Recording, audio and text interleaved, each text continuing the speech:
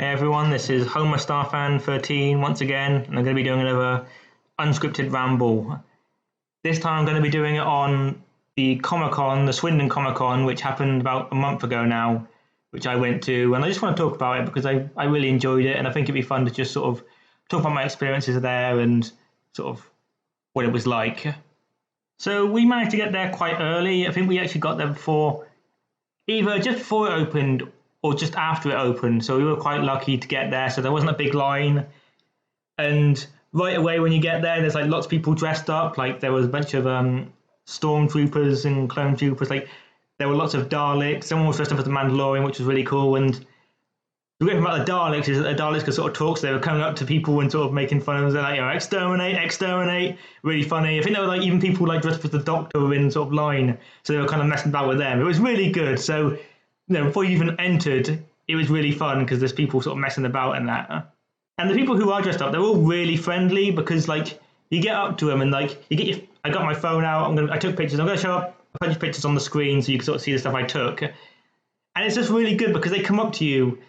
They don't mind. They're completely fine with having photos taken, which is really nice to see. Like the best one was that there was this guy dressed up as a gorilla. I think it was meant to be like Planet of the Apes or something, and he came up with his guitar. And you could see that I was taking a photo of him. So he came up to me playing the guitar to me, and that was really cool. So I actually managed to get a really good shot of him. So as we went in, the first thing I wanted to do was that they had this virtual reality thing there. And we basically correctly predicted that it's going to be really busy later on. So we thought, let's go to that one straight away. We can get in there before it's manic. So I've not used virtual reality that much. I've only used it once at a friend's house. He had the PlayStation VR, and I think I played 2 games. I played Gran Turismo and Skyrim. Gran Turismo was really fun because you can you're in the car and you can kind of look around. You can see the car behind.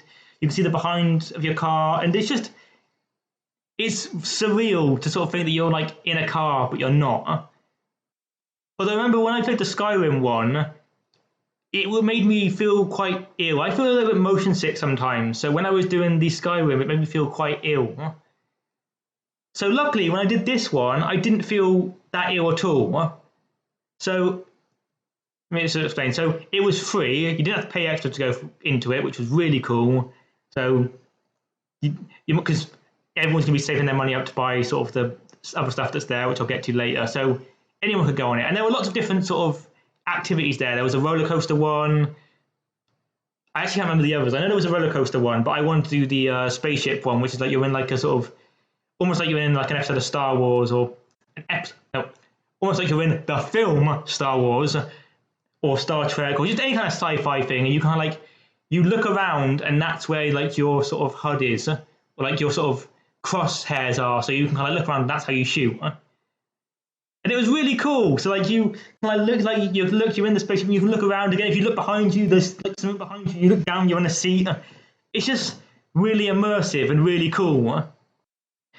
I mean, the only thing that was annoying is that when you did look down, there were no legs. I feel like that would have been way more immersive if you looked down and you had legs there. That should have been there.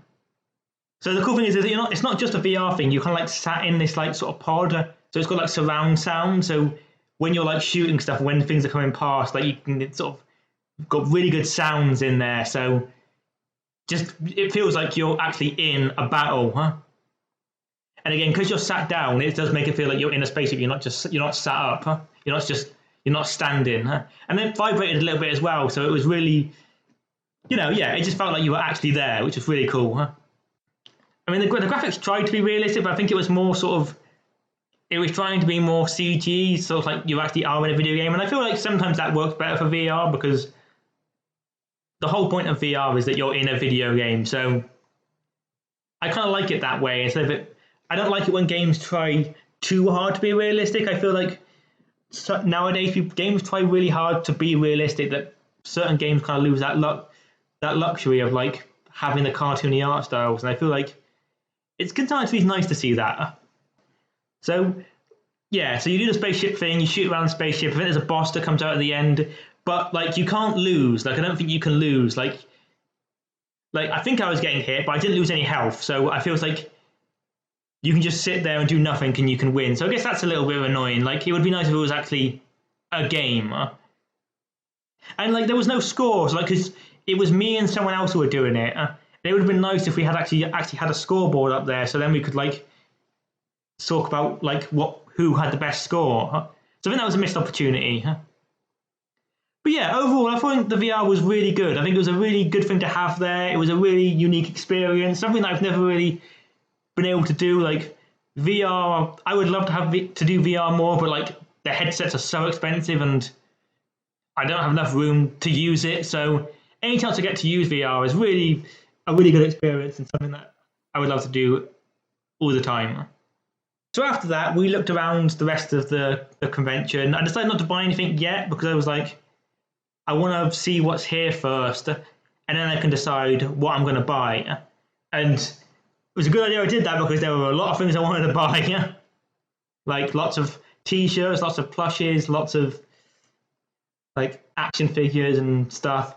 I'll explain what I got at the end, or as I'm talking, but like, yeah, there were lots of cool sort of stalls. So there was like lots of art stuff with like people sort of painting and yeah, as I mentioned, a lot of people dressing up. When you sort of get in, there's lots of people in cosplay and lots of people dressing up. And again, they're all really friendly. They're fine with you having pictures taken, and they also like it when they also allow you to sort of have a picture with them. Like there was this My Neighbor Totoro sort of big thing that I had my picture with, and that was really cool. Just looking through my photos to see what else I had. Again, I'll be putting these up. I'll be throwing these up so whilst I'm talking about them so you can see, yeah. The best one was there was this big fluffy Chewbacca that I have a photo with, and he was really friendly. You know, he's hugging me and he sort of ruffled my hair up a little bit. And that's what you want to see when you do these stuff. You want to see all these people who are actually gonna sort of, you know, get involved and not sort of like just because the people, they know that people are gonna sort of come up to them and sort of they know people are gonna want to come up to them and take pictures of them. So it's nice when they actually sort of agree to do it and they're not being like sort of rude or selfish about it.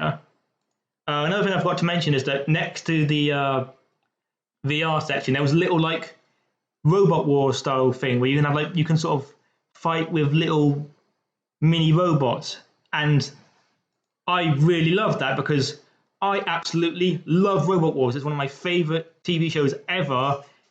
And getting to play with these, even though they were like little mini, like not proper ones, it was still really cool to sort of play with them. And because like you could just go up to them and they would let you do it. It was really cool. So one thing I have to say is that there were like, you know, there were famous people there that you could have your photos with. I didn't have any of my photos with them. You've got to pay extra to have your photos with them. And I just felt like I want to save my money to buy sort of stuff like the posters and that. So I sort of didn't do that. From my people that were there, they had Peter Davidson, who was a former Doctor. They had 2 actors from Star Wars were there, like the ones who were in the suits. And I think they had like people from James Bond were there as well. So there was like a nice sort of mix of people there. But like the problem was that they were kind of all next to each other. Like they were just in like the sort of shop area. And I think it would have been a lot better if they'd had their own section. Because I remember in previous ones I've been to, they kind of like had sort of the actors and people in different places. Like, there was one sort of area which was like they had like Boise from Only Fools and Horses and the Chasers from The Chase next to him. And then they had a section with the WWE wrestlers, like WWF wrestlers. And it was better that way because they were sort of had their own section and they didn't feel like they were all sort of like hunched up together. So when people were like queuing up for them, you can't really like get into like, it can be hard to sort of like find out where the queue is because there's so many different queues. And yeah, I think they could have done it a little bit better. Another thing that was really cool is they had like lots of like sort of models. So like you can have your picture taken to these things. Like there was a model of Toothless from How to Train Your Dragon, the DreamWorks film. They had the character from Neverending Story. I can't remember his name. He's like the little like fluffy white dragon. I can't remember his name. But then they also had like a Ghostbusters area there as well with like Slimer. And I think I also like had like a Doctor Who stuff. So I had a picture next to a Whooping Angel, which was scary. But it was just nice to have these things sort of out in the open so that you could just quickly take your photo with them. Like if you're a little bit too nervous or shy to have a picture with like the cosplayers, you can have your photos next to these things. Another thing that was really cool is they had a green screen section, and that was really cool. So like you stand in front of a green screen, it has lots of like little like backgrounds you can choose. I chose SpongeBob's house because I thought that'd be really fun. and he takes a photo. I think there were a bunch of photos, and there was like Star Wars stuff, probably like I think there was a Stranger Things stuff. There was lots of like Stranger Things stuff happening there as well. But like he takes your photo, and then he actually sort of shows you how he does the green screen stuff. So he puts me in front of the house because it was where he filmed the bubbles up, and then like there was a little. He even put my shadow on, and it was really great getting to see him do it. And also, he uploaded the photo to Facebook as well, so you can see everyone's different photos on there as well. And obviously, you can pay to have it in a photo, which we obviously did because it's easier that way, and then we could put it on my wall. But it was still really cool to see him sort of do that, and actually get to see him like make it. Like other people would have just sort of done it and then they'd have given it to you, but to actually for him to actually show you how he does it is really unique, and it makes it really cool. So let's end with the things that I bought, because there were quite a lot of things that I ended up buying. The first thing I bought was, now I want to say this is one of my biggest disappointments there, is that there were no like video game stuff there. There was only one little store for video games, and they were all pretty much in a box. So there might have been like, I don't know, like around 20 games. And as I mentioned, I got there early, so when it wasn't as busy, so it's not like people had kind of purchased them all. So that was a real sort of shame. I did end up buying 2 games. I bought Space Invaders for PlayStation, and I got a Hot Wheels game for PS2.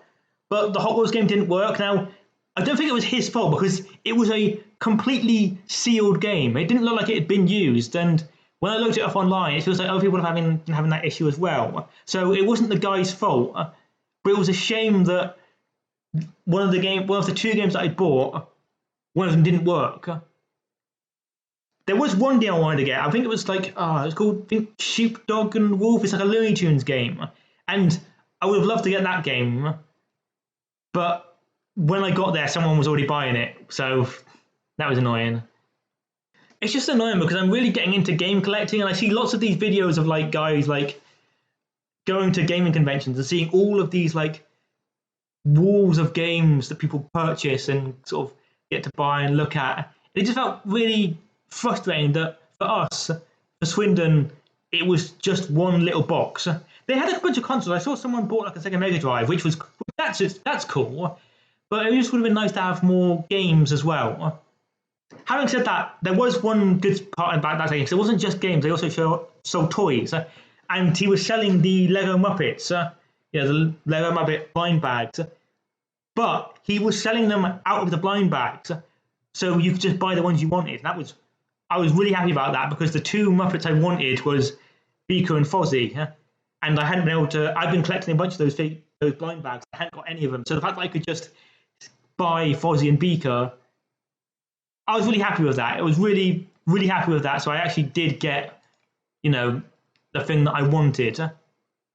But yeah, apart from that, I was really disappointed by the gaming section. One thing that I wasn't disappointed by was the posters and the pictures. There were so many that it was really hard to decide which one to get. Like, one I nearly bought was there was this one with the Joker on it, and it was, I don't know if it was like sort of photoshopped or he painted it, but it was like all like the different versions of the Joker. So it was like Jack Nicholson all the way to Joaquin Phoenix. And that was really cool, and I very nearly bought that one. I think there was a Batman one that was similar to that, and I very, very nearly bought that. But in the end, I decided to buy 3 posters. The first one I bought was this really big sort of collage of fictional robots, like robots from TV shows. I love little things like this. There's like loads of different little characters. Like you have your famous ones, like you got your General Grievuses and Battle Droids from Star Wars. You have the Daleks from Doctor Who. Optimus Prime and Bumblebee from Transformers. But then you have ones you would never expect. Like you had Norm the Giant Robot from Phineas and Ferb. You had the robots from the film Robots, if you remember that one. And then they had Crichton from Red Dwarf, which for me is hilarious because he almost looks out of place, but that's what makes it funny. But yeah, it's just really cool to see all of these different kinds of robots almost coming together. It's almost like the Avengers of robots. So yeah, when I saw that, I was like, yeah, I'm buying that one. And the two other posters I bought was these like stylized photos. They're like these stylized pictures. I bought a Mario one and a Sonic one. I'll show you them on screen now. As you can see, the Mario one is like this really cool sort of, I don't know what you call it, kind of like shadowy. Like it's kind of like that one stage in Donkey Kong Country Returns, where it's like the shadows of them all there. And there were so many of these that it was really hard to pick the one. In the end, I went for the Mario one because I just thought it looked the best. And I also bought this Sonic figure, which is like lots of like little paint splatters on him. Again, so many more of those to get. I get for the Sonic one because I had to get one. I had to get one, and I thought, let's get Sonic because I like Sonic. But if anything, I could have bought so many more. I was with my mum when I went there, and it was a good thing I went with my mum because if she wasn't there, I probably would have spent all my money. So, like, some other things I nearly bought, I had to buy. So, I collect pop figures as well. So, there were a bunch of pop figures there that I wanted to get. In the end, I ended up getting one. I got Tom from Tom and Jerry. But again, like, there was so many more. I think I very nearly got, I think there was a Bianca Belair from WWE there. I nearly bought her, but I decided against it. There was a plush toy of Crash Bandicoot, which I really wanted. But like I said, I needed to save my money. And I think there was like a couple of My Little Pony plushes as well. So there was a Fluttershy I nearly bought as well. But in the end, I was wisely told, like, don't buy everything. You want to save your money, especially if I'm getting into game collecting, because if I couldn't get that many games here, I might as well save it for when I can go to other shops and get the games. So I'm currently editing this video, and I just realised I forgot to mention the last thing I bought. So this is being recorded whilst I'm editing, so apologies for that. Basically, yeah, the last thing I bought was this t-shirt.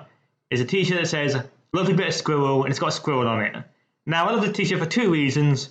First off, I love squirrels. Squirrels are my favourite animals, so obviously I want a t-shirt with a squirrel on it. But also because it's a great reference to a British sitcom called Friday Night Dinner, where if you haven't seen it, it has the late Paul Ritter would play the dad, and every time they would have dinner, he would say, "Oh, it's a lovely bit of squirrel." Don't know why it's funny. It's just one of those things where, like, when you see it in the sitcom, when you see it in, like, the show, it just becomes really funny, and just one of those things one of those catchphrases you see all the time. So yeah, there you go. Back to past me. Yeah. So yeah, overall, I did enjoy it.